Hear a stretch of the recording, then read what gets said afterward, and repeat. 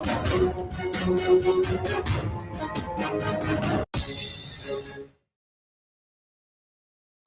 ਸ਼੍ਰੀ ਅਕਾਲ। ਤੁਸੀਂ ਜੁੜੇ ਹੋਏ ਹੋ ਪੰਜਾਬੀ ਰੇਡੀਓ USA ਦੇ ਨਾਲ ਤੇ ਮੈਂ ਹਾਂ ਪ੍ਰਵੀਨ ਸ਼ਰਮਾ। ਪੰਜਾਬੀ ਰੇਡੀਓ USA ਦੇ ਫ੍ਰੈਜ਼ਨੋ ਆਫਿਸ ਤੋਂ ਲੈ ਕੇ ਹਾਜ਼ਰ ਹਾਂ ਪ੍ਰੋਗਰਾਮ ਖਬਰ ਤੇ ਨਜ਼ਰ। ਖਬਰ ਤੇ ਨਜ਼ਰ ਪ੍ਰੋਗਰਾਮ ਦੇ ਵਿੱਚ ਆਪਾਂ ਜੁੜਦੇ ਹਾਂ ਮਿੰਟੂ ਗੁਰਸਰੇਗਾ ਜੀ ਦੇ ਨਾਲ ਤੇ ਜਾਣਦੇ ਉਹਨਾਂ ਤੋਂ ਕੁਝ ਅਹਿਮ ਖਬਰਾਂ ਬਾਰੇ, ਕੁਝ ਅਹਿਮ ਜਾਣਕਾਰੀਆਂ। ਮਿੰਟੂ, ਸਤਿ ਸ਼੍ਰੀ ਅਕਾਲ, ਸਵਾਗਤ ਹੈ ਪੰਜਾਬੀ ਰੇਡੀਓ USA ਦੇ ਪ੍ਰੋਗਰਾਮ ਖਬਰ ਤੇ ਨਜ਼ਰ ਦੇ ਵਿੱਚ। ਜੀ ਸ਼ੁਕਰੀਆ ਸਾਰਿਆਂ ਨੂੰ, ਸਤਿ ਸ੍ਰੀ ਅਕਾਲ ਜੀ। ਅੱਗੇ ਵਧਣ ਤੋਂ ਪਹਿਲਾਂ ਧੰਨਵਾਦ ਕਰਦੇ ਚੱਲੀਏ ਸਾਡੇ ਸਪਾਂਸਰਸ ਦਾ, ਜਿਹੜੇ ਜ਼ਰੀਆ ਬਣਦੇ ਨੇ ਇਹਨਾਂ ਪ੍ਰੋਗਰਾਮਾਂ ਨੂੰ ਤੁਹਾਡੇ ਤੱਕ ਪਹੁੰਚਾਉਣ ਦਾ। ਖਾਲਸਾ ਇੰਸ਼ੋਰੈਂਸ ਏਜੰਸੀ ਵਾਲੇ ਪਿਛਲੇ ਕਈ ਦਹਾਕਿਆਂ ਤੋਂ ਇੰਸ਼ੋਰੈਂਸ ਦੇ ਵਿੱਚ ਸ਼ਾਨਦਾਰ ਸੇਵਾਵਾਂ ਦੇਣ ਦੇ ਲਈ ਜਾਣੇ ਜਾਂਦੇ ਨੇ। ਕਿਸੇ ਵੀ ਤਰ੍ਹਾਂ ਦੀ ਇੰਸ਼ੋਰੈਂਸ ਦੇ ਲਈ ਤੁਸੀਂ ਇਹਨਾਂ ਦੇ ਨਾਲ 408 272 2500 ਤੇ ਗੱਲ ਕਰ ਸਕਦੇ ਹੋ। ਟਰਕੀਆਨਾ ਇਮੀਗ੍ਰੇਸ਼ਨ ਲਾ ਫਰਮ ਵਾਲੇ, ਜੇ ਟਰਕੀਆਨਾ ਇਮੀਗ੍ਰੇਸ਼ਨ ਬਾਬਤ ਤੁਹਾਡਾ ਕੋਈ ਸਵਾਲ ਹੈ, ਕੋਈ ਸਲਾਹ ਕਰਨੀ ਹੈ ਤਾਂ ਜੇ ਦੇ ਨਾਲ 415 909 0503 ਤੇ ਗੱਲ ਕੀਤੀ ਜਾ ਸਕਦੀ ਹੈ। Krishan Dhanota Yuba City, Baljinder Singh Nijjar Woodland, Paramjit Kaur Rangi Vacaville, Harnek Singh Pawal Indian ਕੰਜ਼ੀਨੈਂਟਨ, ਗਰਮੀਤ ਸਿੰਘ ਧਿਆਨ ਕੌਰ ਸਮਰਾ ਮੋਡੈਸਟੋ, ਜੱਸੀ ਗਿੱਲ ਪਲੰਬਿੰਗ ਵਾਲੇ, Dharam Singh Bakersfield GN lube ਵਾਲੇ ਟਰੱਕ ਵਾਸ਼ ਕਰਦੇ ਨੇ, ਆਇਲ ਚੇਂਜ ਵੀ ਕਰਦੇ ਨੇ, ਏਅਰ ਬ੍ਰੇਕਾਂ ਦਾ ਕੰਮ ਤਸੱਲੀ ਬਖਸ਼ ਕਰਵਾ ਸਕਦੇ ਹੋ। ਨਵੇਂ ਪੁਰਾਣੇ ਟਾਇਰ ਵੀ ਇਹਨਾਂ ਤੋਂ ਲੈ ਸਕਦੇ ਹੋ। ਲੋਕੇਸ਼ਨ ਹੈ ਸੈਂਟਾ ਨੇਲਾ ਦੀ। ਨਿੰਮਾ ਸਹੋਤਾ ਦੇ ਨਾਲ ਗੱਲ ਕੀਤੀ ਜਾ ਸਕਦੀ ਹੈ 209 277 0113 ਤੇ।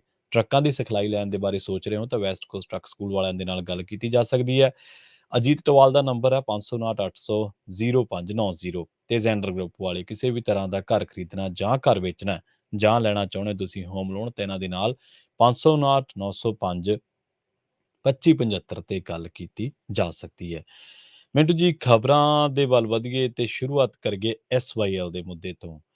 ਸੁਪਰੀਮ ਕੋਰਟ ਦੀ ਇੱਕ ਜਿਹੜੀ ਡਾਇਰੈਕਸ਼ਨ ਨੇ ਜਾਂ ਮਸ਼ਵਰੇ ਨੇ ਜਾਂ ਕਹਿ ਲਓ ਕਿ ਹੁਕਮ ਨੇ, ਇਹਦੇ ਉੱਤੇ ਫਿਰ ਸਿਆਸਤ ਗਰਮਾ ਗਈ ਹੈ। ਉਸ ਤੋਂ ਬਾਅਦ ਹੁਣ ਹਰਿਆਣੇ ਜਾ ਕੇ ਮਾਨ ਵੀ ਬੋਲੇ ਨੇ ਤੇ ਕੇਜਰੀਵਾਲ ਵੀ ਬੋਲੇ ਨੇ ਜੀ।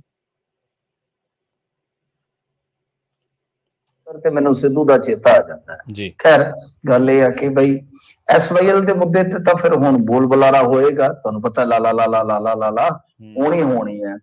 ਤਾਂ ਦੇਖੋ ਗੱਲ ਕੀ ਹੈ ਕਿ ਇਸ ਵੇਲੇ ਜਿਹੜਾ ਚੱਲ ਰਿਹਾ ਹੈ SYL ਦਾ ਮੁੱਦਾ, ਉਹਦੇ ਵਿੱਚ ਕੀ ਹੈ ਕਿ ਇੱਕ ਐਸੇ ਵਕਤ ਤੇ ਇਹ ਸਾਰਾ ਪਾਸਾ ਪਲਟਣ ਜਾ ਰਿਹਾ ਹੈ ਜਦੋਂ ਅਰਵਿੰਦ ਕੇਜਰੀਵਾਲ ਤੇ ਭਗਵੰਤ ਮਾਨ ਬੜੇ ਸੁਪਨੇ ਸੰਜੋ ਰਹੇ ਆ, ਖਾਸ ਤੌਰ ਤੇ ਹਰਿਆਣੇ ਨੂੰ ਲੈ ਕੇ।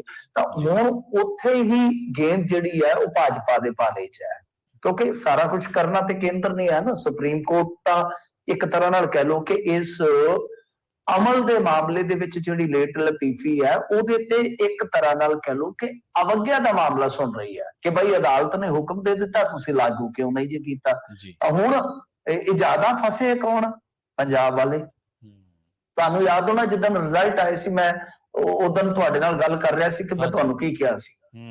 ਮੈਂ ਕਿਹਾ ਕਿ ਭਗਵੰਤ ਮਾਨ ਦੀ ਕਾਮਯਾਬੀ ਉਹਦੇ ਹੱਥ 'ਚ ਨਹੀਂ ਹੈ, ਉਹ ਜ਼ਿਆਦਾ ਇਉਂ ਲੱਗਦਾ ਕਿ ਕੇਂਦਰ ਦੇ ਹੱਥ 'ਚ ਰਹੇਗੀ, ਕੇਂਦਰ ਦੇ ਹੱਥ 'ਚ ਰਹੇਗੀ।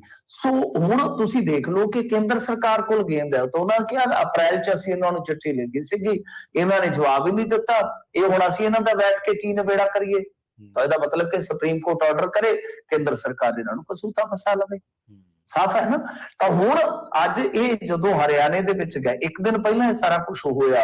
ਚਲੋ ਜਨਵਰੀ 23 ਦੀ ਤਾਰੀਖ ਪੈ ਗਈ ਜਾਂ ਕਹਿ ਲਓ 4 ਹਫ਼ਤਿਆਂ ਦਾ ਇਹਨਾਂ ਨੂੰ ਵਕਫਾ ਮਿਲ ਗਿਆ ਕਿ ਤੁਸੀਂ ਇੱਕ ਵਾਰੀ ਦੋਨੇ ਸਟੇਟਾਂ ਫਿਰ ਲਾਸਟ ਵਾਰੀ ਕਹਿ ਲਓ ਕਿ ਇੱਕ ਤਰ੍ਹਾਂ ਨਾਲ ਬੈਠੋ, ਜਿਹੜਾ ਸਾਡਾ ਇੱਥੇ ਜਲ ਮੰਤਰਾਲਾ ਉਹਨੂੰ ਇਹਦੀ ਜ਼ਿੰਮੇਵਾਰੀ ਸੌਂਪ ਦਿੱਤੀ।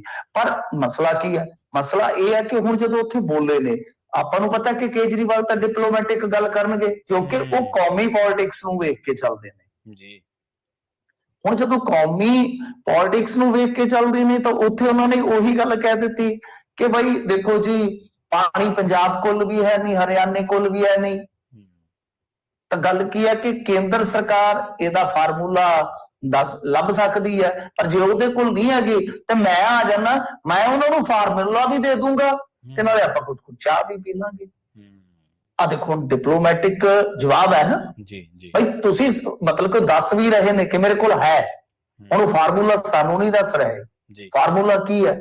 ਕੀ ਤੁਸੀਂ ਵੰਡ ਕਰਨੀ ਚਾਹੁੰਦੇ ਹੋ ਦੁਬਾਰ ਤੋਂ? ਕੀ ਤੁਸੀਂ ਕੋਈ ਆਲਟਰਨੇਟਿਵ, ਕੋਈ ਨਹਿਰ ਹੋਰ ਕਿਤੋਂ ਕੱਢ ਕੇ ਲਿਆਣੀ ਚਾਹੁੰਦੇ ਹੋ? ਇਹੀ ਦੋ ਹੋ ਸਕਦੇ ਜੀ। ਬਿਲਕੁਲ ਇਹੀ ਦੋ ਹੋ ਸਕਦੇ ਹੈ ਨਾ। ਸੋ ਜੇ ਆਪਾਂ ਦੇਖੀਏ ਤਾਂ ਉੱਥੇ ਸਾਡੇ ਚੀਫ ਮਿਨਿਸਟਰ ਦਾ ਜਿਹੜਾ ਆਨਸਰ ਹੈ ਕੁਐਸਚਨ ਦੇ ਜਵਾਬ ਦੇ ਵਿੱਚ ਜੋ ਉਹਨਾਂ ਦਾ ਸਟੇਟਮੈਂਟ ਆ ਉਹ ਵੀ ਡਿਪਲੋਮੈਟਿਕ ਹੈ ਜੀ ਔਰ ਇੰਨਾ ਜ਼ਿਆਦਾ ਕਮਜ਼ੋਰ ਹੈ। ਮਾਫ ਕਰਨਾ, ਇਹ ਗੱਲ ਦੇਖੋ ਸਿਆਸਤ ਦੀ ਨਹੀਂ ਹੁੰਦੀ। ਜਿੱਥੇ ਗੱਲ ਤੁਹਾਡੇ ਭਵਿੱਖ ਦੀ ਹੋਵੇ ਨਾ, ਉੱਥੇ ਫਿਰ ਤੁਸੀਂ ਕਹਿ ਸਕਦੇ ਹੋ ਕਿ ਕੇਜਰੀਵਾਲ ਸਾਹਿਬ ਦੀ ਆਪਣੀ ਸਟੇਟਮੈਂਟ ਹੈ ਜੀ, ਪਰ ਮੈਂ ਇੱਥੇ ਬੈਠਾ ਅੱਜ 3 ਕਰੋੜ ਲੋਕਾਂ ਦੀ ਨੁਮਾਇੰਦਗੀ ਕਰਨ ਵਾਸਤੇ, ਅੱਜ ਮੈਂ ਬੈਠਾ ਅਸੂਲਾਂ ਦੀ ਨੁਮਾਇੰਦਗੀ ਕਰਨ ਵਾਸਤੇ, ਅੱਜ ਮੈਂ ਬੈਠਾ ਹੱਕ ਹਕੂਕਾਂ ਦੀ ਨੁਮਾਇੰਦਗੀ ਕਰਨ ਵਾਸਤੇ। ਮੈਂ ਝੂਠ ਨਹੀਂ ਬੋਲਾਂਗਾ, ਮੈਂ ਸਿਆਸਤ ਨਹੀਂ ਕਰਾਂਗਾ। ਜੀ ਮਤਲਬ ਇਹਨਾਂ ਨੇ ਕੀ ਕਿਹਾ ਕਿ ਦੇਖੋ ਜੀ ਇਹ ਨਾ ਹੋਵੇ ਕਿ ਸਾਨੂੰ ਦੋਨਾਂ ਨੂੰ ਵਾੜ ਕੇ ਉੱਥੇ ਮੀਟਿੰਗ 'ਚ ਬਾਹਰ ਆ ਕੇ ਕਹਿ ਦੇਣ ਕਿ ਨਹੀਂ ਜੀ ਇਹ ਕਰਦੇ ਨਹੀਂ ਹੈ। ਮਤਲਬ ਕਿ ਮੈਂ ਮੀਟਿੰਗ 'ਚ ਜਾਵਾਂਗਾ, ਪਰ ਭਾਜਪਾ ਜੋ ਕਰਦੀ ਹੈ ਕਿ ਇਹ ਦੋਨਾਂ ਭਰਾਵਾਂ ਨੂੰ ਲੜਾਉਣ ਵਾਲਾ ਕੰਮ ਕਰ ਰਹੀ ਹੈ ਜੀ। ਤਾਂ ਤੁਸੀਂ ਇਹਦਾ ਦੱਸੋ ਕਿ ਕੋਈ ਪੱਖ ਹੈਗਾ, ਇਹਦਾ ਕੋਈ ਤੁੱਕ ਬਣਦਾ ਚੀਫ ਮਿਨਿਸਟਰ ਦਾ? ਜੀ ਕੋਈ ਸੋਲਿਡ ਜਵਾਬ ਹੈਗਾ? ਤੁਸੀਂ ਕੋਈ ਵੀ ਪੰਜਾਬੀ ਆਪਣੀ ਰੂਹ ਤੋਂ ਤੁਸੀਂ ਪੁੱਛ ਕੇ ਜਵਾਬ ਦੇ ਦਿਓ, ਕਿਸ ਤਰ੍ਹਾਂ ਦਾ ਕੋਈ ਜਵਾਬ ਬਣਦਾ ਸਾਡਾ। ਔਰ ਦੇਖੋ ਗੱਲ ਕੀ ਹੈ ਕਿ ਮੈਂ ਹੁਣੇ ਕਹਿ ਕੇ ਵੀ ਹਟਿਆ ਤੇ ਆਪਣੇ ਪੇਜ ਤੇ ਵੀ ਗੱਲ ਲਿਖੀ ਆ ਕਿ ਭਾਈ ਸੁਪਰੀਮ ਕੋਰਟ ਨੇ ਕੱਲ ਟਿੱਪਣੀ ਕੀਤੀ। ਲੋ ਮੈਂ ਸ਼ਰਤ ਦਿੰਦਾ, ਆਪਣੇ 99% ਲੀਡਰਾਂ ਨੂੰ ਉਸ ਟਿੱਪਣੀ ਦਾ ਪਤਾ ਨਹੀਂ ਹੋਇਆ, ਹੁਣ ਭਾਵੇਂ ਲੱਗ ਜਾਏ। ਸੁਪਰੀਮ ਕੋਰਟ ਨੇ ਕੱਲ ਇੱਕ ਟਿੱਪਣੀ ਕੀਤੀ ਹੈ ਕਿ ਭਾਈ ਇਹ ਪਾਣੀ ਸਾਂਝਾ ਸੋਮਾ ਹੈ, ਤੁਸੀਂ ਇਸ ਨੂੰ ਸ਼ੇਅਰ ਕਰਨਾ ਸਿੱਖੋ। ਤਾਂ ਕਿ ਸਾਡਾ ਅੱਜ ਚੀਫ ਮਿਨਿਸਟਰ ਉੱਥੇ ਹਰਿਆਣੇ 'ਚ ਖਲੋ ਕੇ ਗੱਲ ਆਖ ਨਹੀਂ ਸੀ ਸਕਦਾ ਕਿ ਵੰਡ ਗੋਰਿਆਂ ਨੇ ਵੀ ਕੀਤੀ ਸੀਗੀ, ਗੰਗ ਨਹਿਰ ਵਾਲੀ ਰਾਇਲਟੀ ਲਈ ਸੀਗੀ ਵੰਡ, ਪਰ ਜਦੋਂ ਤੁਸੀਂ ਆਜ਼ਾਦ ਹੋਏ 1955 'ਚ ਆ ਕੇ ਨੰਦੇ ਨੇ ਵੀ ਕਰ ਦਿੱਤੀ, ਗੁਲਜ਼ਾਰੀ ਲਾਲ ਨੰਦਾ ਦਿੱਲੀ ਬੁਲਾ ਕੇ, ਤੇ ਬਿਨਾਂ ਗੱਲ ਤੋਂ ਰਾਈਪੇਰੀਅਨ ਸਟੇਟ ਦਾ ਪਾਣੀ ਨੌਨ ਰਾਈਪੇਰੀਅਨ ਸਟੇਟ ਨੂੰ 8 MF ਦੇ ਦਿੱਤਾ, ਜਦ ਕਿ ਕੁੱਲ 15.80 ਸੀਗਾ। ਯਾਨੀ ਅੱਧ ਤੋਂ ਵੀ ਜ਼ਿਆਦਾ ਦੇ ਦਿੱਤਾ। ਤੇ ਜਿਹੜਾ ਇੱਥੋਂ ਦਾ ਉਸ ਸਮੇਂ ਹਰਿਆਣਾ ਨਹੀਂ ਸੀਗਾ, ਦਿੱਲੀ ਤੱਕ ਸਾਡਾ ਪੰਜਾਬ ਸੀ, ਤੇ ਜਿਹੜਾ ਬਰਾਨੀ ਇਲਾਕਾ ਸੀ ਉਹਨੂੰ ਤੁਸੀਂ ਛੱਡ ਦਿੱਤਾ, ਵਿੱਚ ਗਿਣਿਆ ਤੱਕ ਨਹੀਂ। ਉਹ ਡਾਕੂਮੈਂਟ ਅਜੇ ਵੀ ਦਿੱਲੀ ਚੋਂ ਕਢਾਓ ਤੇ ਸਹੀ, ਮਾਨ ਸਾਹਿਬ ਕਹਿ ਸਕਦੇ ਸੀ, ਅਸੀਂ ਨਹੀਂ ਕਹਿ ਸਕਦੇ। ਸਾਡੀ ਆਵਾਜ਼ ਕਿੰਨੀ ਕੁ ਇੱਥੋਂ ਤੱਕ ਸਾਡੇ ਕੋਈ NRI ਸੁਣ ਲੈਂਦੇ ਨੇ, ਕੋਈ 4 ਬੰਦੇ ਇੱਥੋਂ ਪੜ੍ਹ ਲੈਂਦੇ ਨੇ, ਜਾਂ ਅੱਜ ਬੋਲਦੇ ਹੋ ਤਾਂ ਮੇਰੇ ਖਿਆਲ ਦੇ ਨਾਲ ਇਹ ਗੱਲ ਦੁਨੀਆ ਸੁਣਦੀ ਕਿ ਭਾਈ ਵੰਡ ਤੁਸੀਂ ਉਸ ਟਾਈਮ ਵੀ ਕਰ ਦਿੱਤੀ, ਫਿਰ 1966 ਚ ਆ ਕੇ ਫਿਰ ਵੰਡ ਕਰ ਦਿੱਤੀ ਜੀ। ਬਿਲਕੁਲ। ਔਰ ਵੰਡ ਐਸੀ ਕਿ ਉਧਰੋਂ ਐਮਰਜੈਂਸੀ ਲੱਗੀ, ਉਧਰੋਂ ਤੁਸੀਂ ਅਵਾਰਡ ਨੂੰ ਨੋਟੀਫਾਈਡ ਕਰੀ ਜਾਂਦੇ ਹੋ। ਤੇ ਜੇ ਉਸੇ ਅਵਾਰਡ ਨੂੰ ਤੁਸੀਂ ਲੈ ਕੇ ਚੱਲਦੇ ਜੋ ਇੰਦਰਾ ਨੇ ਦਿੱਤਾ, ਤਾਂ ਫਿਰ ਇਹ ਮੰਨ ਲਈਏ ਕਿ ਐਮਰਜੈਂਸੀ ਦਾ ਦੌਰ ਸੁਨਹਿਰਾ ਸੀਗਾ, ਤੇ ਜਿਸ ਨੂੰ ਤੁਸੀਂ ਕਾਲਾ ਦੌਰ ਕਹਿੰਦੇ ਹੋ, ਕਾਲਾ ਦੌਰ ਕਿੱਦਾਂ ਸੀਗਾ ਜੀ। ਤਾਂ ਗੱਲ ਇਹ ਆ ਕਿ ਮੈਂ ਮੰਨਦਾ ਕਿ ਠੀਕ ਹੈ, ਚਲੋ ਰਾਜਨੀਤੀ ਦੇ ਵਿੱਚ ਬਈ ਸੇਫ ਸਾਈਡ ਲੈ ਕੇ ਚੱਲਣੀ ਪੈਂਦੀ ਹੈ ਰਾਜਨੀਤਿਕ ਬੰਦਿਆਂ ਨੂੰ, ਪਰ ਜੇ ਤੁਹਾਨੂੰ ਸੈਂਸਿਟਿਵ ਟਾਈਮ ਲੱਗਦਾ ਸੀਗਾ, ਤੁਹਾਨੂੰ ਜਾਣਾ ਹੀ ਨਹੀਂ ਸੀ ਚਾਹੀਦਾ। ਪਰ ਜੇ ਗਏ ਹੋ ਤਾਂ ਠੋਕ ਕੇ ਗੱਲ ਕਹੋ। ਚਲੋ ਇਹ ਠੀਕ ਹੈ ਕਿ ਇਹਨਾਂ ਨੇ ਗੱਲ ਆਪਣੀ ਰੱਖੀ ਹੈ, ਮਾਨ ਸਾਹਿਬ ਨੇ, ਕਿ ਬਈ ਸਾਡੀ ਵੀ ਪ੍ਰੋਬਲਮ ਹੈ, ਸਾਡੇ ਕੋਲ ਪਾਣੀ ਵਗੈਰਾ ਨਹੀਂ ਹੈਗਾ। ਇਹਨਾਂ ਦੇ ਵਕੀਲਾਂ ਨੇ ਵੀ ਸੋਹਣੀ ਗੱਲ ਰੱਖੀ, ਉੱਤੇ ਇਹੀ ਗੱਲ ਕਹੀ ਉਹਨਾਂ ਨੇ। ਪਰ ਮੈਂ ਕਹਿੰਦਾ ਕਿ ਜਿਹੜੀ ਗੱਲ ਜੜ ਤੋਂ ਫੜਨ ਦੀ ਜ਼ਰੂਰਤ ਆ ਕਿ ਸਰ ਸਾਡੇ ਨਾਲ 1955 ਤੋਂ ਹੀ ਹੋ ਗਿਆ ਹੈ ਜੀ। ਅਸੀਂ ਦੁਨੀਆ ਨੂੰ ਅੱਜ ਹੁਣ ਪਾਣੀ ਤਾਂ ਮੋੜ ਨੂੰ ਰਹੇ ਜੋ ਵਗ ਗਿਆ ਪਾਣੀ, ਕਮ ਸੇ ਕਮ ਅਸੀਂ ਇਹ ਤੇ ਦੱਸ ਸਕਦੇ ਹਾਂ ਨਾ ਕਿ ਆਜ਼ਾਦੀ ਤੋਂ ਤੁਰੰਤ ਬਾਅਦ ਹੀ ਸਾਡੀ ਪਾਣੀ ਦੀ ਲੁੱਟ ਹੋਈ ਹੈ। ਤੇ ਜੇ ਪਾਣੀ ਸਾਂਝਾ ਸੋਮਾ ਹੈ, ਮਾਨਯੋਗ ਸੁਪਰੀਮ ਕੋਰਟ ਜਿੱਦਾਂ ਕਹਿ ਰਹੀ ਹੈ, ਫਿਰ ਕੋਲਾ ਕਿੱਦਾਂ ਕੱਲਿਆਂ ਦਾ ਹੋ ਗਿਆ, ਫਿਰ ਪੱਥਰ ਕਿੱਦਾਂ ਕੱਲਿਆਂ ਦਾ ਹੋ ਗਿਆ, ਫਿਰ ਸਾਨੂੰ ਮਹਿੰਗੇ ਰੇਟ ਤੇ ਕਿਉਂ ਦਿੱਤਾ ਜਾ ਰਿਹਾ ਹੈ? ਉਹ ਤਾਂ ਸਾਂਝਾ ਸੋਮਾ ਹੈ ਨਾ। ਫਿਰ ਜਮਨਾ ਚੋਂ ਸਾਡਾ ਹਿੱਸਾ ਕਿਉਂ ਨਹੀਂ ਬਣਦਾ? ਤਾਂ ਗੱਲ ਇਹ ਆ ਕਿ ਇਹਨਾਂ ਚੀਜ਼ਾਂ ਨੂੰ, ਇਹ ਕੋਈ ਚੁਟਕਲੇ ਨਹੀਂ ਹੈ ਗਏ, ਇਹ ਕੋਈ ਮਤਲਬ ਕਿ ਲਿਫਾਫੇਬਾਜ਼ੀਆਂ ਨਹੀਂ ਹੈਗੀਆਂ। ਇਹਨਾਂ ਨੂੰ ਕਹਿਣ ਵਾਸਤੇ ਪਹਿਲਾਂ ਤੁਹਾਨੂੰ ਢੇਰ ਕਿਤਾਬਾਂ ਦਾ ਪੜ੍ਹਨਾ ਪਊ, ਤੇ ਫਿਰ ਤੁਹਾਨੂੰ ਜਿਗਰਾ ਕਰਨਾ ਪਊ। ਦੋਵੇਂ ਚੀਜ਼ਾਂ ਹੋਣੀਆਂ ਚਾਹੀਦੀਆਂ। ਤੇ ਸਾਡੇ ਇੱਥੇ ਨਾ ਲੀਡਰਾਂ ਕੋਲ ਇਸ ਟਾਈਮ ਸਟੱਡੀ ਹੈ, ਤੇ ਨਾ ਹੀ ਮਾਫ ਕਰਨਾ, ਨਾ ਹੀ ਜੁਰਤ ਹੈਗੀ ਆ। ਉਹੀ ਜਿਹੜਾ ਅਟਰਾ ਗਿਆ, ਧੁੱਕਾ ਨਹੀਂ ਦੇਣਾ, ਕੁਰਬਾਨੀਆਂ ਦੇਵਾਂਗੇ, ਫਲਾਣੇ ਨੇ ਗੰਦੀ ਰਾਜਨੀਤੀ ਕਰ, ਬਸ ਆਹੀ ਲੈ ਦੇ। ਅੱਜ ਦੇ ਦੌਰ ਦੇ ਵਿੱਚ ਅਸੀਂ ਆਪਣੀ ਗੱਲ ਜੇ ਦੁਨੀਆ ਨੂੰ ਦੱਸ ਵੀ ਨਹੀਂ ਸਕਦੇ, ਠੋਕ ਕੇ ਕਹਿ ਵੀ ਨਹੀਂ ਸਕਦੇ, ਤਾਂ ਫਿਰ ਤਾਂ ਬੜੀ ਮਾੜੀ ਜੀ ਗੱਲ ਆ ਬਈ। ਬਿਲਕੁਲ ਸਹੀ ਹੈ ਮਿੰਟੂ ਜੀ ਤੁਹਾਡੀ ਗੱਲ। ਜ਼ਰੂਰਤ ਤਾਂ ਹੈ ਨਹੀਂ ਗੀ, ਕੁਝ ਲੋਕਾਂ ਨੂੰ ਪਤਾ ਲੱਗ ਗਿਆ, ਕੁਝ ਨੂੰ ਹਜੇ ਲੱਗਣਾ ਬਾਕੀ ਆ। ਵੈਸੇ ਇਹ ਗੱਲ ਤੁਹਾਡੀ ਸਹੀ ਹੈ, ਤੁਸੀਂ ਵੀ ਪਾਣੀਆਂ ਦੇ ਮਸਲੇ ਤੇ ਮੈਨੂੰ ਚੰਗੀ ਤਰ੍ਹਾਂ ਯਾਦ ਆ, ਮੈਂ ਵੀ ਪ੍ਰੋਗਰਾਮ ਸੁਣਦਾ ਰਿਹਾ ਕਿ ਸਾਡੇ ਗੁਰਪ੍ਰੀਤ ਮੰਡਿਆਣੀ ਜੀ ਨੇ ਚੰਗੇ, ਉਹ ਪਾਣੀਆਂ ਦੇ ਮਸਲੇ ਤੇ ਡੂੰਘੀ ਸੋਝੀ ਰੱਖਦੇ ਆ। ਉਹ 78 79 80 ਰਾਡੀ ਟ੍ਰਿਬਿਊਨਲ, ਗੁਲਜ਼ਾਰੀਨਾ ਨੰਦਾ, ਇਹਨਾਂ ਬਾਰੇ ਉਹ ਬੜੇ ਖੁੱਲ੍ਹ ਕੇ ਬੋਲਦੇ ਰਹੇ ਆ ਬਹਿਸਾਂ ਦੇ ਵਿੱਚ ਵੀ। ਉੱਥੇ ਪਤਾ ਲੱਗਦਾ ਵੀ ਕਿਵੇਂ ਕਿਵੇਂ ਪੰਜਾਬ ਸਰਕਾਰ ਟਾਈਮ ਟੂ ਟਾਈਮ ਗੱਚਾ ਖਾਂਦੀ ਰਹੀ 70 ਦੇ ਦਹਾਕੇ ਤੋਂ ਹੀ ਲੈ ਕੇ, ਮੈਨੂੰ ਤਾਂ ਇਹ ਲੱਗਦਾ। ਨਹੀਂ ਦੇਖੋ 78 79 80 ਜਿਹੜੀ ਹੈ ਨਾ, ਗੱਲ ਇਹ ਆ ਕਿ ਉਹ ਤਾਂ ਚਲੋ ਜਦੋਂ ਪੰਜਾਬ ਵੰਡਿਆ ਗਿਆ ਉਹ ਤਾਂ ਉਦੋਂ ਸਟਾਰਟ ਹੋਇਆ ਨਾ। ਹਾਂਜੀ ਹਾਂਜੀ ਬਿਲਕੁਲ। ਜਦ 1955 ਚ ਤਾਂ ਅਸੀਂ ਮਤਲਬ ਕਿ ਜੁਆਇੰਟ ਸੀਗੇ ਨਾ, ਇਕੱਠੇ ਸੀਗੇ, ਅਸੀਂ ਇਕੱਠੇ ਸੀਗੇ। ਤਾਂ ਉਹ ਕਿਹੜੇ ਵਾਰ ਚ ਸਾਰਾ ਕੁਝ ਕਰ ਦਿੱਤਾ ਗਿਆ, ਵੰਡ ਵੰਡਈਆ ਰਾਜਸਥਾਨ ਨਾਲ। ਜੀ ਜੀ ਬਿਲਕੁਲ। ਦੂਜੀ ਗੱਲ ਕਿ ਦੇਖੋ ਜਿਹੜਾ ਪਾਣੀ ਹੁੰਦਾ ਹੈ ਨਾ, ਪਾਣੀ ਦੀ ਪੈਮਾਇਸ਼ ਜਿਹੜੀ ਹੈ, ਪਹਿਲਾ ਇਹਨਾਂ ਨੇ ਵੰਡ ਦਿੱਤੀ ਸੀਗੀ, ਉਹ ਦਿੱਤੀ ਸੀਗੀ 1921 ਤੋਂ 1945 ਦੇ ਵਹਾਅ ਦੇ ਮੁਤਾਬਕ। ਜਿਹੜੀ ਦੂਜੀ ਆ ਉਹ 60 ਦੇ ਮੁਤਾਬਕ ਆ।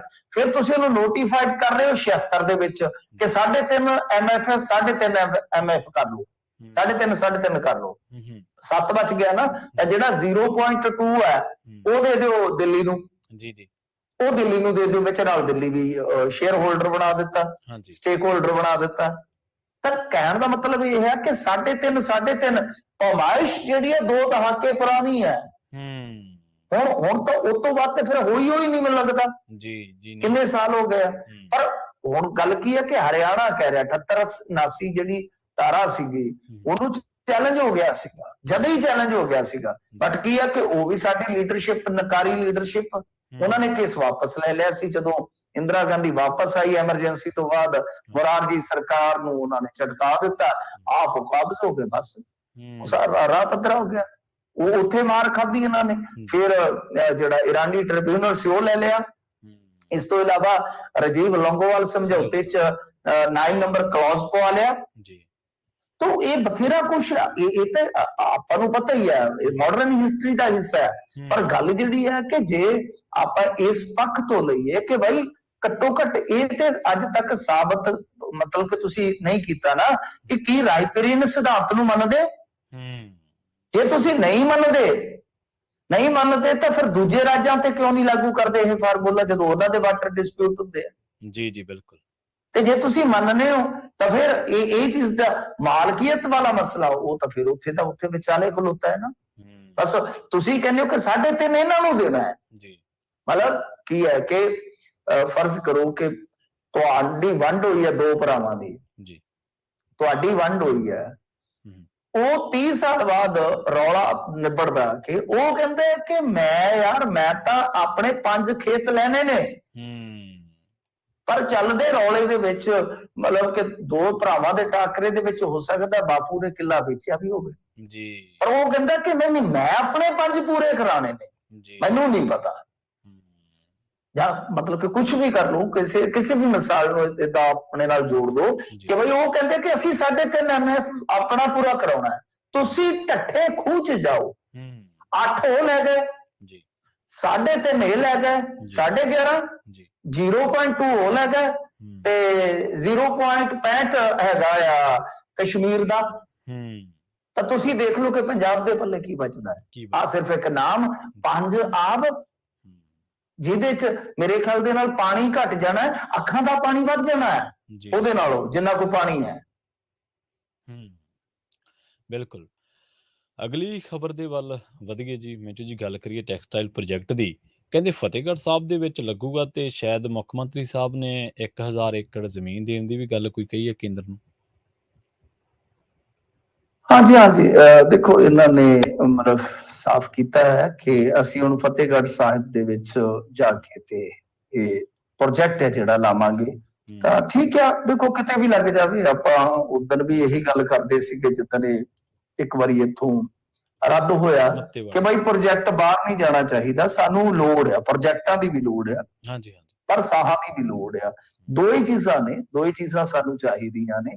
ਤਾਂ ਬਹਰਹਾਲ ਇਹਨਾਂ ਨੇ ਫੈਸਲਾ ਕੀਤਾ, ਠੀਕ ਹੈ, ਉੱਥੇ ਜੇ ਜ਼ਮੀਨ ਪਈ ਹੈ ਤੇ ਮਚ ਬੈਟਰ ਹੈ। ਪਰ ਮੇਰਾ ਮੰਨਣਾ ਤੇ ਇਹੋ ਸੀਗਾ ਕਿ ਭਾਈ ਜੇ ਕਿਤੇ ਇੱਧਰ ਨੂੰ ਲਿਆਂਦਾ ਜਾਵੇ ਜਿੱਧਰ ਵਾਕਿਆ ਨਰਮਾ ਕਪਾਹ ਹੁੰਦੀ ਹੈ ਤੇ ਜਿਹੜਾ ਇਲਾਕਾ ਪਛੜਿਆ ਪਹਿਲਾਂ ਹੀ ਸਗੋਂ ਵਧੀਆ ਸੀ, ਬਿਹਤਰ ਸੀਗਾ। ਪਰ ਖੈਰ ਚਲੋ ਵਧੀਆ ਜਿੱਥੇ ਵੀ ਲੱਗਦਾ ਨਹੀਂ, ਅੱਛੀ ਗੱਲ ਹੈ ਜੀ। ਦੇਖੋ ਜਿੱਥੇ ਅੱਛੀ ਪਹਿਲ ਕਦਮੀ ਕਰਦੇ ਆਪਾਂ ਹਮੇਸ਼ਾ ਕਹਿੰਦੇ ਕਿ ਅੱਛਾ ਕੰਮ ਕਰਦੇ ਨੇ।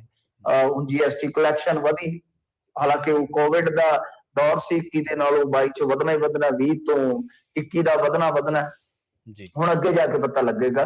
ਤਾਂ ਉਹ 17% ਵਧਾ ਲਈ ਨੇ। ਚਲੋ ਕੁਛ ਇਨਵੈਸਟਮੈਂਟ ਵੀ ਲੈ ਕੇ ਆ ਰਹੇ ਨੇ, ਪਰ ਉਹਦੇ ਚ ਕਾਫੀ ਝੂਠ ਬੋਲ ਰਹੇ ਨੇ। ਉਹਦੀ ਮੈਂ ਪੋਲ ਖੋਲ ਦਊਂਗਾ ਜਲਦੀ ਅੰਕੜਿਆਂ ਦੇ ਨਾਲ। ਸੋ ਗੱਲ ਇਹ ਹੈ ਕਿ ਜਿਹੜੇ ਝੂਠ ਬੋਲ ਰਹੇ ਨੇ ਕਿ ਇਹ MOU ਪਰਿਵਾਰਾਂ ਨਾਲ ਸਾਈਨ ਹੁੰਦੇ ਰਹੇ, ਮਤਲਬ ਉਹਨਾਂ ਦੇ ਕਹਿਣ ਦਾ ਕਿ ਇਨਵੈਸਟਮੈਂਟ ਆਈ ਨਹੀਂ, ਬਸ ਅਸੀਂ ਆਏ ਹਾਂ ਤੇ ਇਨਵੈਸਟਮੈਂਟ ਆਉਣੀ ਸਟਾਰਟ ਹੋ ਗਈ ਜੀ। ਤਾਂ ਉਹ ਕੋਈ ਨਹੀਂ, ਅਸੀਂ ਉਹਦੀ ਖੋਲ ਦੇਵਾਂਗੇ ਪਰਤ ਕਿਸੇ ਦਿਨ। ਤਾਂ ਖੈਰ ਇਹ ਜਿਹੜੀ ਹੋਰ ਇੱਕ ਪਹਿਲ ਕਦਮੀ ਕਰ ਰਹੇ ਹੋ ਵੀ ਅੱਛੀ ਆ ਕਿ ਇੰਡਸਟਰੀ ਲਾਉਣੀ ਆ ਤੁਸੀਂ ਤਾਂ ਤੈਅ ਜ਼ਮੀਨ ਦੀ ਕੋਈ ਸ਼ਰਤ ਨਹੀਂ ਹੋਏਗੀ ਬਈ 100 ਕਿੱਲੇ ਚ ਇੰਨੀ ਲੱਗੇਗੀ ਫਲਾਨ, ਜਿੰਨੀ ਮਤਲਬ ਕਿ ਜਿੰਨੀ ਦੀ ਜ਼ਰੂਰਤ ਹੈ ਉਹਨੇ ਦਾ ਪਲਾਂਟ ਲੈ ਲਓ, ਕੋਈ ਦਿੱਕਤ ਨਹੀਂ ਆਏਗੀ।